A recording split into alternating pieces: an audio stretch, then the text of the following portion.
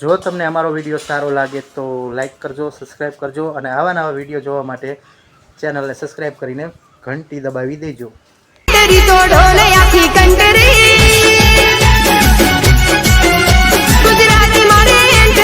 જય માતા, જય દ્વારકાધીશ. સ્વાગત છે ફરીવાર મારા નવા બ્લોગમાં. તો કેમ છો બધા વાલા?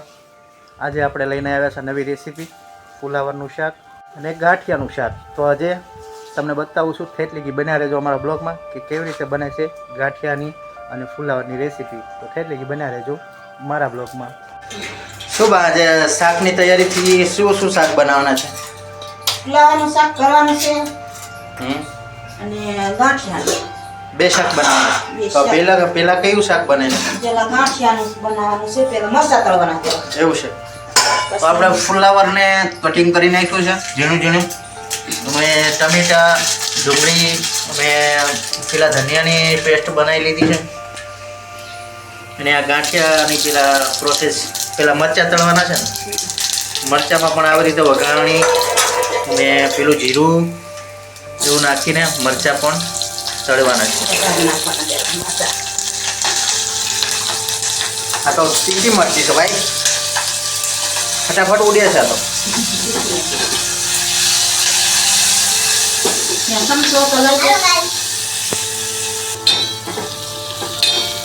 મસ્ત મસ્ત મસ્ત મસ્ત જો ટેસ્ટી મરચાં તળી ગયા છે. આમાં ગાંઠિયા કાઢી લીધા છે. ગાંઠિયાનું પેલા શાક આપણે બનાવવાનું છે, કઈ રીતે વઘારે છે એ તમે જોઈ શકશો. તો થેટલી બના રહેજો અમારા વિડીયોમાં. તમને વિડીયો જો સારો લાગે તો લાઈક કરજો અને સબસ્ક્રાઈબ કરજો મારા ભાઈ, અને આવા નવા રેસીપીના વિડીયો જોતા રહેજો. ચલો ફાઇનલી આપણે વઘારવાનો ટાઈમ થઈ ગયો. શું લીધું બા? ટમેટા, મરચાં ને પેલા ટમેટા નાખી દીધા છે વઘારમાં અને એને ઘડીક વાર સાતળી લઈશું. બા, કેનું શાક વઘાર્યું છે આપણે? તમે ગાંઠિયાનું શાક બનાવવાનું છે. ગાંઠિયામાં આમાં શું નાખવાનું છે? એમાં ટમેટા નાખ્યા, હા, કોથમરી નાખી, હા, મરચી નાખી, હા, અને સાસથી ગાંઠિયા વઘારવાના છે. આ સાઈઝ નાખો છો? હા, અરે નાખ્યું.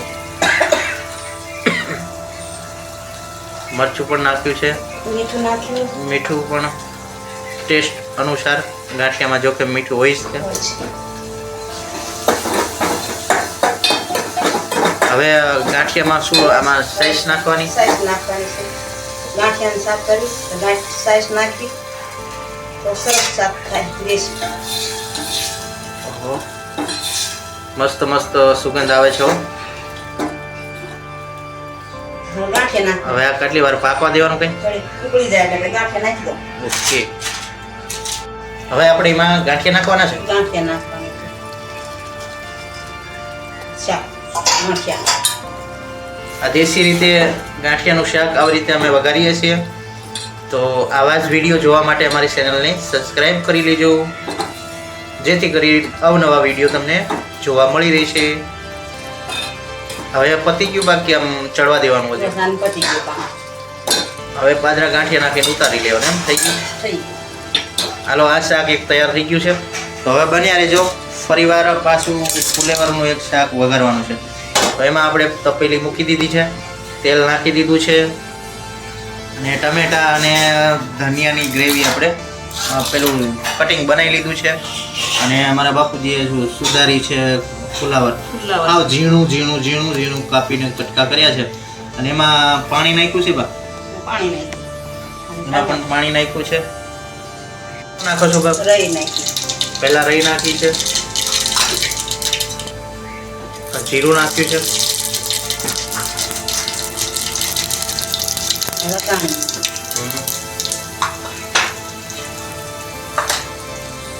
પછી ફુલાવર વઘાર.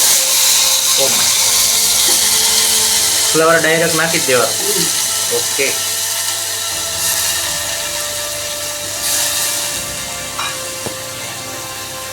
એની ઉપર હળદર નાખવાની, મીઠું નાખવાનું સ્વાદ અનુસાર. બરોબર મસાલો બધો નાખીને હલાવી લેવાનો, મિક્સ કરી લેવાનો. આ ટમેટા પણ નાખી દેવાના છે, કોથમરી. કોથમરી ભેગી નાખી દેવાની છે, કેમ કે અમને ઉપર નાખેલી ફાવતી નથી એટલા માટે. તમે પણ આપણે શાક બની જાય પછી પણ નાખી શકો છો તો વધારે સારું રહેશે, પણ અમને એવી નથી ફાવતી એટલા માટે અમે અંદર વઘારવામાં જ પણ કોથમરી નાખી દઈશું. આ અમારા પપ્પા માટેનું શાક મોળું એકદમ બનાવીશ, કેમ કે એ તીખું નથી ખાતા એટલા માટે. આ રીતનું વઘારવાનું છે. તમે કઈ રીતનું વઘારો છો શાક એ કહેજો પાછા. આવા નવા અવનવા વિડીયો જોવા માટે અમારી ચેનલને સબસ્ક્રાઇબ કરી લેજો. હવે કેટલી વાર રહેશે? બસ હવે ચડવા દેવાનું. કેટલી વાર રહેશે? ઘડીક વાર.